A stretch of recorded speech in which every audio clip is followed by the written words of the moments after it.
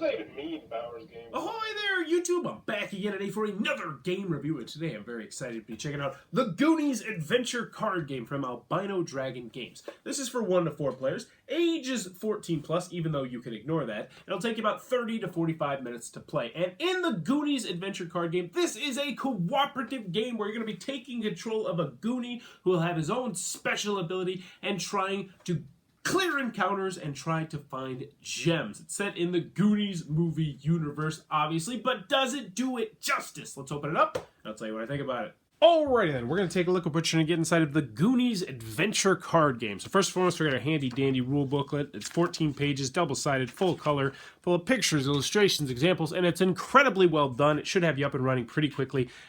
Big thumbs up on the rule booklet. Also, it has an FAQ, which I always love when rule booklets have those.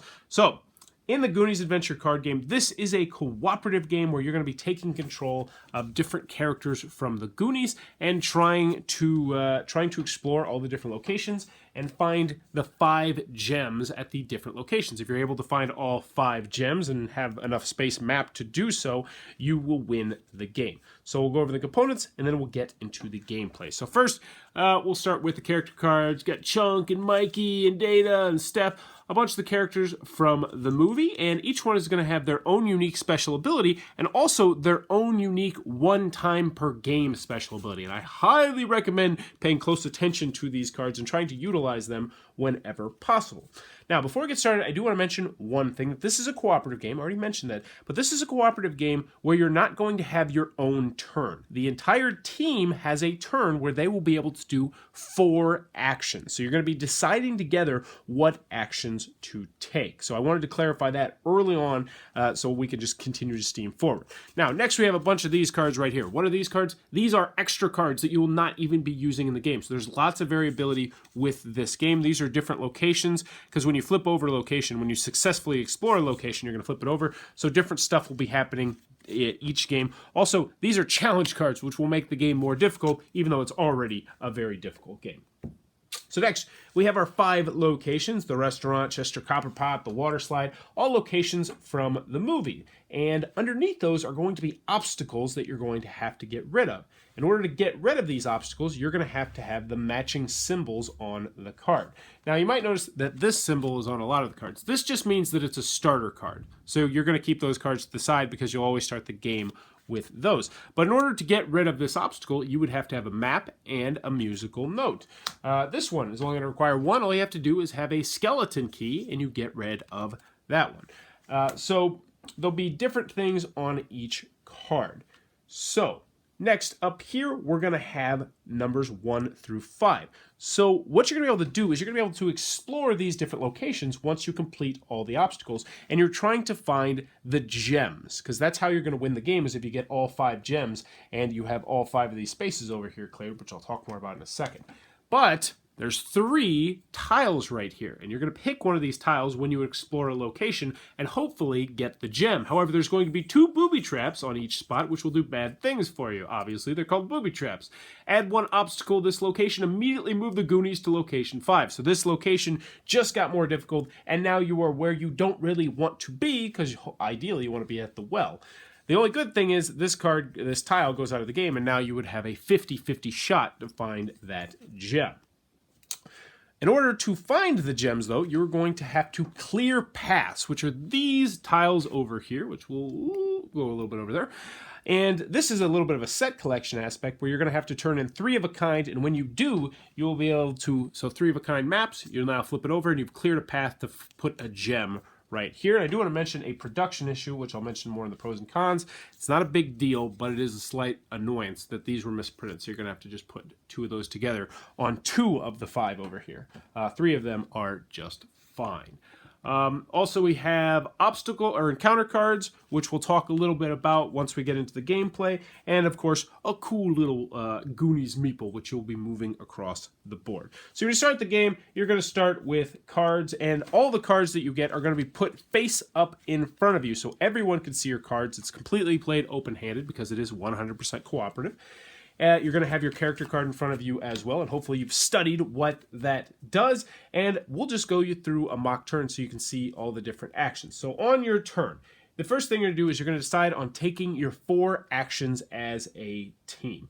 So, the actions that you can take. The first one is that you can move. And in order to move across the board, you have to discard one of your cards. So I'm actually going to do the 4 actions right down here. So let's just say we wanted to go to blue. We would discard 1 blue card, and boom, now we are on blue. That is one of our 4 actions. Next, we have the action of clearing an obstacle, which are these guys right down here. So by ourselves, we don't have enough to clear either of those obstacles. Oh yeah, actually we do. We could clear that one. But for this example, we're going to say we don't have enough. I'm going to say I have a map and you have a musical note over there. So let's work together because it is cooperative and each put in 1 card, and hooray, we have now cleared this obstacle right here. Goes over here in the discard pile. That only counts as 1 action despite the fact you used 2 cards. The next action you can take is you can explore a location. Now, we can't explore any locations right now because all of them have obstacles, but for the sake of this gameplay, we'll say that this is completely cleared out. We can now explore the location. So in order to explore the location, you have to get rid of a card. So we'll just put that card down here, and we have now explored the location. We're going to pick one of these 3 guys, hopefully get the gem, and we did not get the gem. So what it says, add 2 obstacles to this location, ow, and immediately move the Goonies to location 1. And that goes out of the game. So that really stinks. We would put 2 more right down there, and all of our hard work is for naught, unfortunately.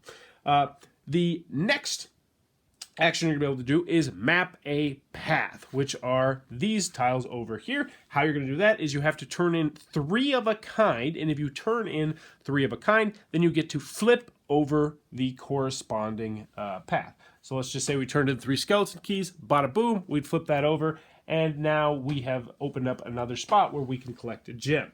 The final action you can do is to remove a fratelli. So fratellis are negative cards that you are going to acquire throughout the game. You normally won't have to do this action too many times, maybe once or twice a game, but that is if you draw lucky. In order to remove a fratelli, you're going to have to turn in 3 of a kind, and then you'll be able to take a fratelli out of the action area, but I'll show you how the fratellis come up next. So let's just pretend we did that. We have played our 4 actions. All these cards would go away, and now we discard those cards. We are going to draw new item cards. Now, one more thing that I do want to mention, that is if you don't use all your actions, either by choice or by the fact you can't really do too much, you get to draw 1 additional card during the draw new item cards. And that's always a viable option, especially when you're playing 4 players. And then you're going to do what's called the escalate phase. So the escalate phase is where you're going to flip over a card and then you're going to add an obstacle. So that's a terrible example, so we're actually going to skip that one. Let's see. So, perfect example. So, we flipped over this one, and it goes in the purple spot. Now, you might notice that there's this right here. This is called escalate. Whenever you, I don't know what that's called actually, but that symbol means that you're going to draw another card only during the escalate phase. That's very important to note, that only during the escalate phase do you do the pirate symbol, which I'll show you in a second, and this symbol. So this card means that I have to draw yet another card and play another obstacle. And this one means, oh no, a pirate symbol, which I actually kind of wanted to happen. This means you have an event that is going to happen to you. And you're going to have the pirate event deck. So you'll flip over a card and you'll do what it says. So this is Fratelli. This is bad. All players discard 1 card, place this in the encounter area, and this is not going to go away unless one of these cards makes it go away, or unless you discard 3 of your cards to make it go away. This is one of the ways that you're going to lose the game, because if you ever have 5 of these in your encounter area, Fratelli cards, then you lose the game. Or if you ever have 5 encounters on a single location, then you immediately lose the game. So you have to be juggling both of those. But all is not lost, because you will have good encounters. Clear any obstacle or remove a Fratelli card. Let's see. Place One-Eyed Willie on the ship. He can be used as a wild once when mapping a path. And there is a ship over here. And that pretty much, I think, is the only purpose to put One-Eyed Willie on it. So, you know, I find that humorous. But those are going to be the encounter cards. You escalate, and then you're going to rinse, wash, and repeat, taking your 4 actions, clearing obstacles, trying to map paths, trying to explore locations, get all 5 of the gems. And if you're able to map all 5 paths, find all 5 of the gems without ever getting 5 obstacles in a location or 5 Fratellis out on the board, then you will be the winner of the Goonies adventure card game. And that, in a nutshell, is how the game is played. Alright then, the Goonies adventure card game from Albino Dragon. What are my final thoughts? Let's go over the pros, let's go over the cons. First, on the con side, 1 to 4 players, a little bit of a restricted player count. Also, the game is cooperative. So if you're not a cooperative game fan, this one might not be for you. And this game is a very interesting type of cooperative game where each player is not going to have their own turn. You're going to have a team turn where everyone will work together to try and figure out what the optimal 4 actions you should take as a team. Now, I personally don't mind this. I actually enjoyed it, talking with everybody about exactly what we should do or what we shouldn't do, and I enjoyed that aspect. I thought it was cool, but I could see this lending itself to an alpha gamer problem, definitely. Now, an alpha gamer is someone who pretty much tells everybody, oh, you should do that on your turn, and you should do this, and we should do that, and we should go this way and do this and do that. And with an action, with team actions, where everybody's doing their action together, I could definitely see an alpha gamer taking over this game, which would be unfortunate. But that is something that I did want to mention. Another con that I had with this game is there's a good deal of luck in this game, specifically when you're exploring locations. If you draw the 5 gems first every single time, you're probably going to win the game. If you draw the 2 booby traps at each location first and then the gem, you're probably going to lose the game. So there is a good deal of luck with that. Also, when cards come out, when you draw the fratellis versus when you draw the good things, if you're just fratelli, then yeah, you're going to be a little bit up poop creek.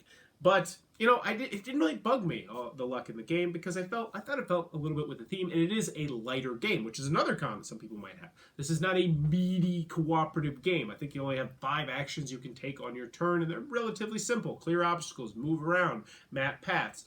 So, if you're looking for a meatier game, this might not be for you. The production issue with the misprinted tiles, there's 2 of them. It's a little bit of an annoyance. It's not a huge deal, though. I mean, you could fix it with super glue, but you shouldn't have to. But I'm not going to ding them too hard on it because it's not a huge deal. Last con I have with the game is the box, which is way too big for this game. You only need this compartment, and this compartment, and this compartment, and this compartment. And the rest, you don't need. Now, I understand why they have the big box. I'm assuming it's because they had to pop out all the tiles, but still the box is way bigger than it needs to be, so I did want to mention that. So if you're crunched for space, that might be an issue. That's what I got on the con side. Because moving on to the pros, I really like this game, and each time I play it, I like it a little bit more. So why do I like the game?